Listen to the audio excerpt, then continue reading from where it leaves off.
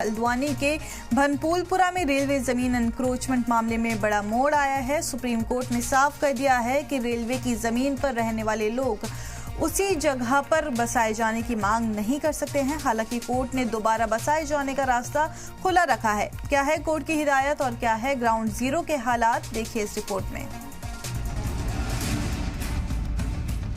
हल्द्वानी के भनपूलपुरा की तंग गलियों में फिर चर्चा सुप्रीम कोर्ट के फैसले की है।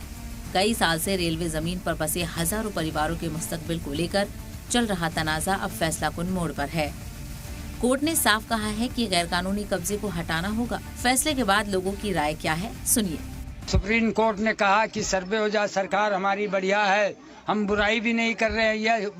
ये है गरीब आदमी का कहीं गुजारा हो जाए, सर छुपाने की थोड़ी जगह मिल जाए।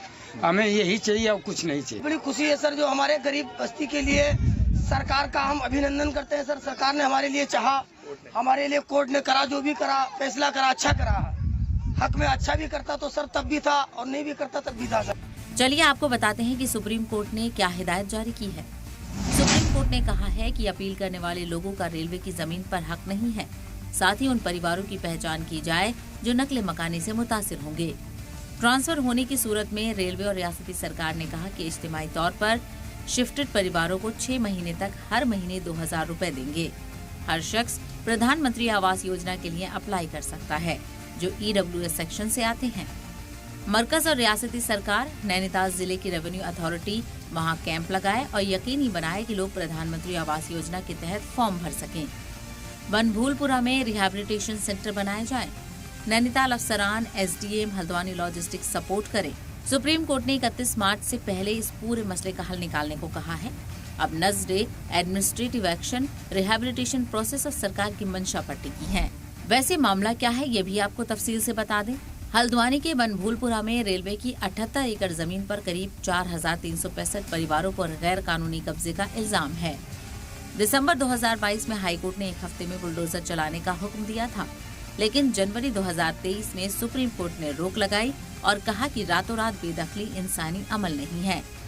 मकामी लोगों का कहना है कि वो यहाँ दहाइयों से रह रहे हैं और उनके पास सरकारी पट्टे और दस्तावेज मौजूद हैं।